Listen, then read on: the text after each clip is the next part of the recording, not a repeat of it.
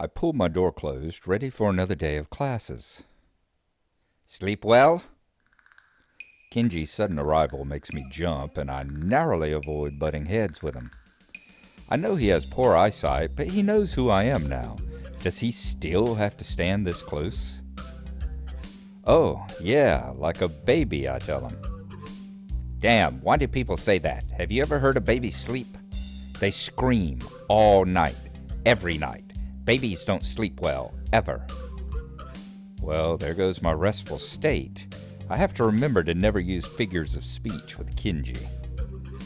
All right, I get your point, I say. It was a figure of speech. Yeah, sure, whatever. Where were you last night? I had a favor to ask, but you weren't around. For a split second, I considered telling Kenji the truth, that I was spending time with Hanako and Lily. Thankfully, that split second passes as soon as it came. I was just out, checking out the local area and stuff, you know, recon. Good, man, good. I knew you were the type to plan ahead. Anyway, what was this favor you wanted? I was going to get some takeout, but I needed change. Wait, what? I gave you money last week, and you still haven't paid me back. And I was starting to think you were cool. Kenji fishes around in his pocket and produces his wallet. As he counts out the 400 yen he owes me, I can clearly see at least two 10,000 yen notes. Hey, what the hell, I say. Why are you borrowing money off me when you've got that much cash? Kenji hisses a little, realizing that he's been had. Get off my case, man. It's bad luck to break a big note for anything less than half its value. It's the tycoon's rule. Last night's dinner is going to cost me 7 years of bad luck. 7 years! Don't you think that's enough cause to help someone out? I'd get a shorter sentence if I just stole the stuff. My common sense screams at me to say something to him, but thankfully I've restrained myself. Arguing a point like this with Kenji will just lead to further and more complicated discussions. Yeah, I guess you're right. Maybe you should plan these things a little better. Yeah, man, I know. But I've just got so much stuff to do, it's hard. And you're never around anymore, so I'm on my own. We're supposed to be brothers in brotherhood, remember? Yeah, I get you. Global conspiracy and such. I'll keep my ear to the ground. Kenji draws close enough for me to get a clear whiff of his garlic-tainted breath. You better, man. We're already spending less time here. That's the first thing they do. They'll try to split us up, divide and conquer. Sun Tzu said that. Roger that. Now I've got to be going. I've got classes. Are you coming? Nah, I'm tired. I stayed up all night just to make sure nothing was going to happen after splitting that note. As rational as ever, I see. Whatever. Night. Kenji scurries back into his room, and I hear him throwing his locks as I walk down the hallway. That is why some people can't roll their tongue, or why their second toe is longer than their big toe. Muto beams a half-moon smile at us, obviously proud of his explanation of recessive genes. However, no matter how impressed he is at the science that defines who we are, the classroom seems to be reduced to a stupor. Why is it that a bad explanation can make even the most interesting things seem worthless? I can see Muto deflate as he realizes that nothing he said in the past half hour has sunk in. Whispered conversations start to break the silence, and like an avalanche, the noise level in the class starts to rise. Defeated, Muto identifies some questions from the textbook and sets to clearing off the blackboard. Almost as if expected, Hanako packs up her things and leaves as soon as people start talking and laughing among themselves. The initial shock of seeing someone play so blatantly truant has started to fade, but it doesn't stop me from wondering. Is she leaving because she doesn't want people to speak to her? Or is it just the thought of people around her shattering her peace? Before I can think about the topic any further, The lunch bells ring. I wonder if she was simply taking the opportunity to leave early. The usual clamor of students exchanging books for lunch reverberates around the room, and while Misha is distracted, I grab my lunch and head out the door. Lily already sits in the tea room, setting out her lunch alone.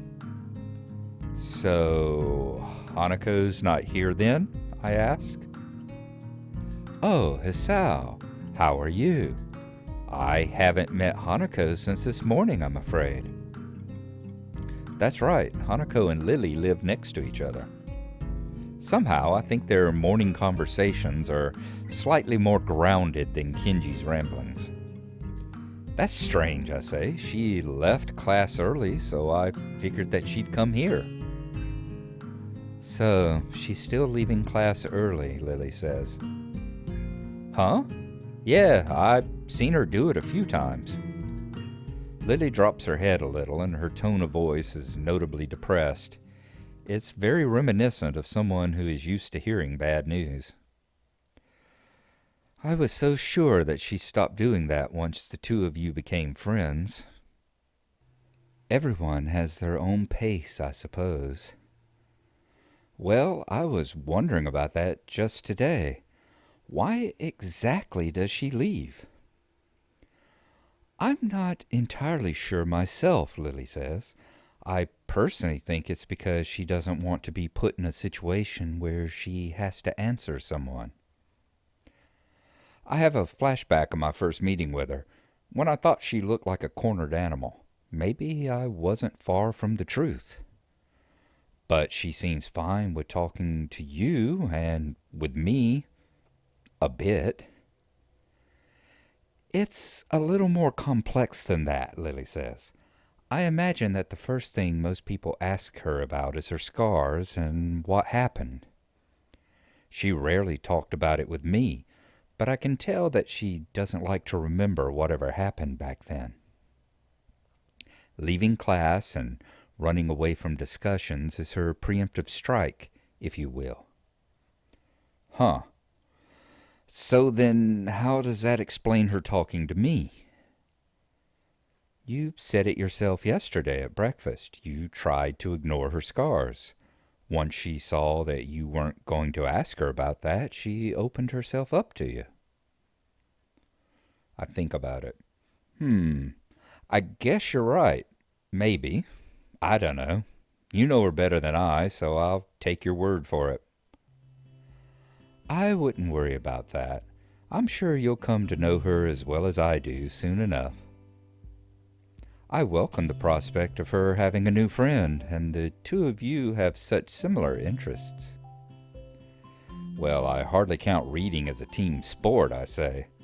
It is good to have company, though. That's my point. Hanako is still an average person at heart. She also wants company at times like that. Huh. I see. I think. To be honest, both of you still confuse me a little, I confess. That's only natural, Hisao. We've only known each other for a little while. It's unreasonable to expect you to understand us just as we can't understand you. But that is half the fun of becoming friends, right? Yes it is, I say. Although, I suppose there is the matter of us being opposite genders. Men and women do seem to confuse each other quite often. She says this with a light giggle, finding amusement at the odd little details of life. I hope you don't mind, she says, but I'm going to start eating. No, go ahead. I think I'll eat something too. I've got some books I want to drop back at the library before classes start, so I'd better get a move on.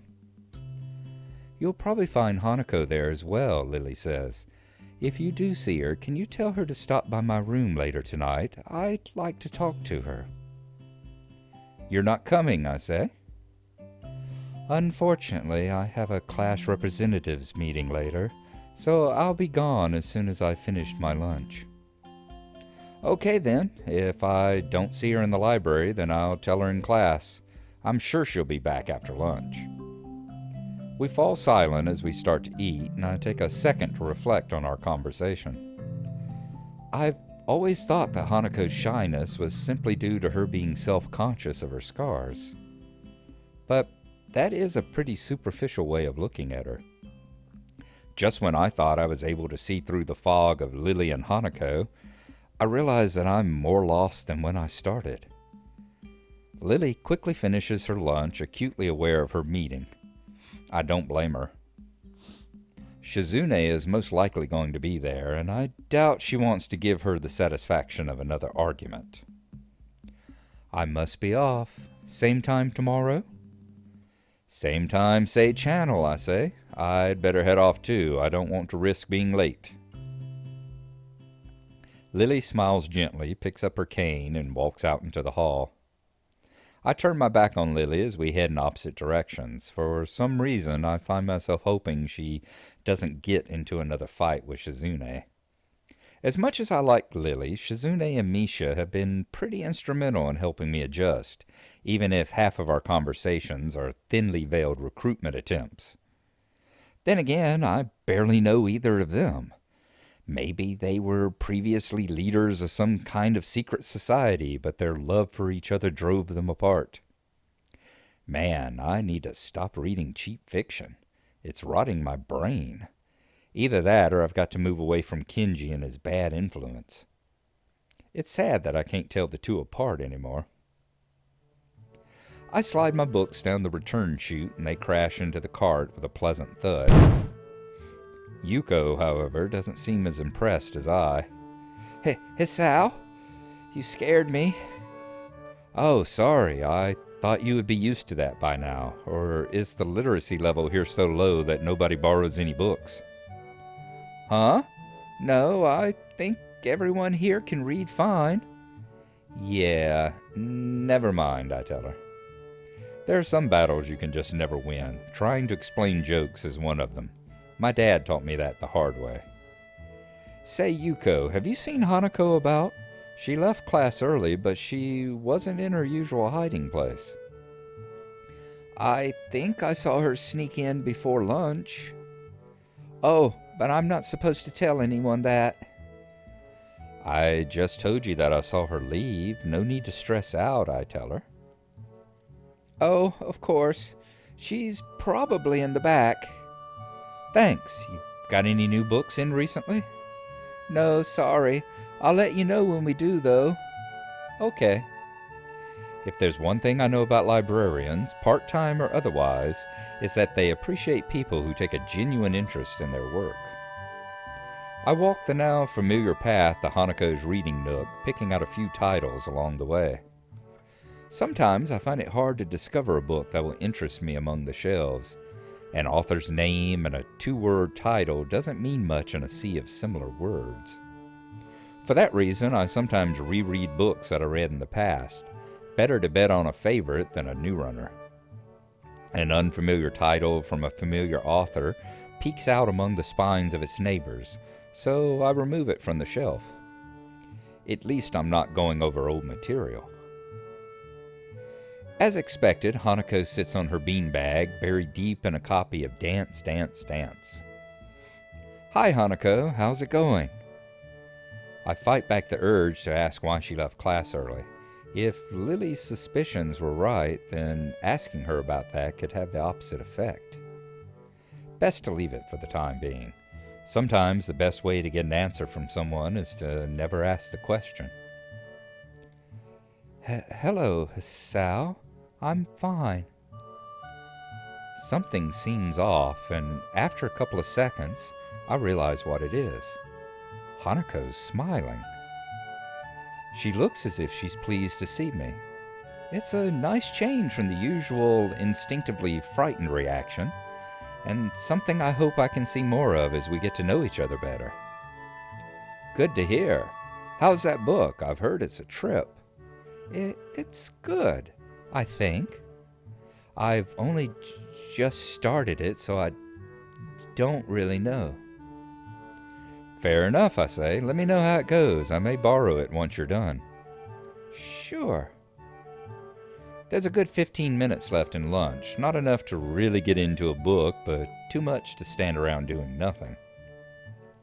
And Hanako's already returned to her reading, so I doubt I'll get much conversation from her. Oh well, I'd better make myself comfortable. I slouch into a beanbag and crack open my book. The familiar style of the author leaps out at me from the very first line. As the sentences turn into paragraphs, I start to relax a little.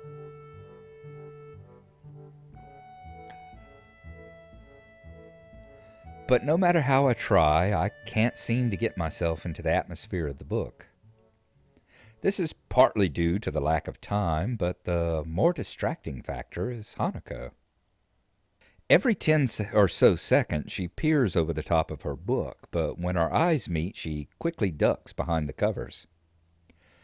I guess she did want to talk about something after all.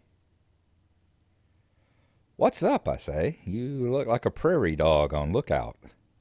No, it's nothing.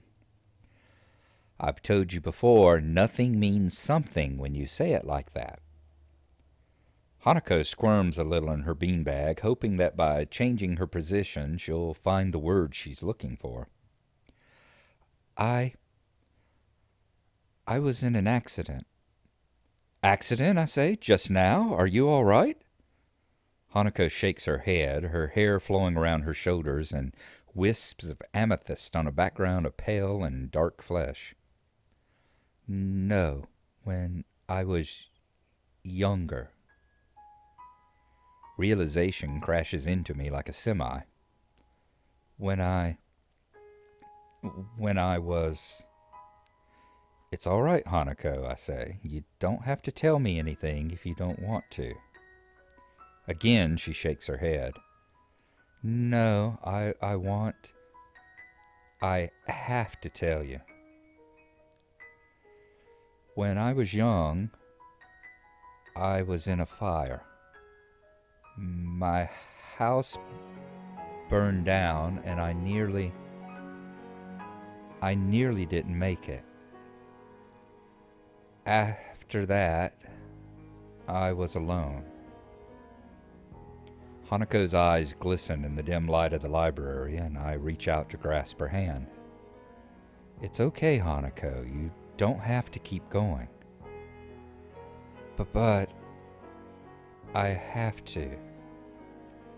Why, I say? What brought this on? Last night, Lily told me about your heart. And I didn't think it was fair. Fair, I say? That I knew about you, but you didn't know about me. I squeeze Hanako's hand a little. Don't be silly. But yes, I have a heart condition. I lean a little closer to Hanako. What I didn't tell Lily is that I had my first attack when a girl confessed to me. I smile a little to break the tension. Really? She asks. Really. I haven't heard from her for a while though, so I guess it's all over. I know it's all over. There's no other way to interpret what happened the last time I saw her. In some ways, not having heard from her again has helped me move on from that period of my life. I continue. So now we both know a little more about each other, but you don't have to talk about things if you don't want to. In fact, I feel a little bad even thinking about the whole incident.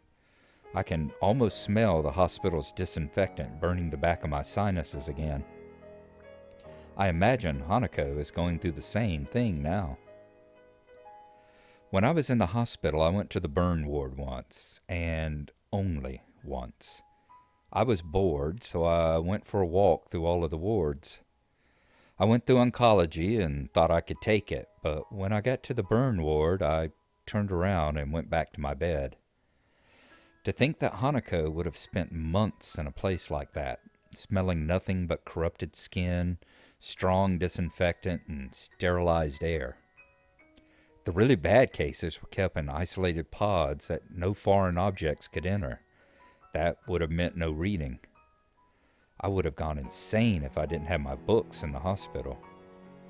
And she said she was alone. Did her parents die? I'll have to ask Lily about it. I can imagine myself saying something dumb unintentionally. Thank you, Hisao. I I haven't told many people about this.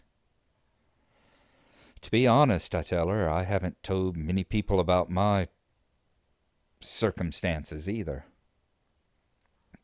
Then I won't tell anyone either. Deal, I say.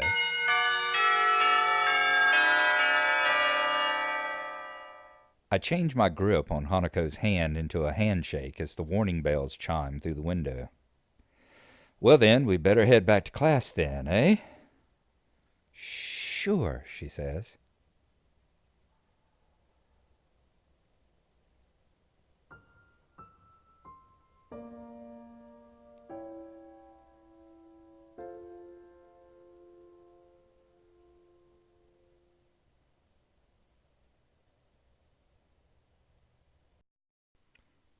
Okay, we have the day after our late night tea party, and we end up learning quite a bit about our new friends. One being that Hanako leaves the room and everything for the purpose of just not answering questions about her scars. She doesn't want to be in a position where people will ask her about stuff. And we find out that's one of the reasons why she initially has started trusting us, is because we did not ask her. We just started talking to her and treating her like a normal person and never asked her about her scarring and her disfigurement. Which goes into explaining why, shortly thereafter, whenever we are in the library, she begins to tell us and reveals some information about the fact that when she was very young, she was in a house fire and almost did not make it. So, we conclude up Act 2, and we're starting into Act 3 now. And we will see from here whether the relationship will continue to grow and in what direction it may lead us down after this. So we will catch you for the next part.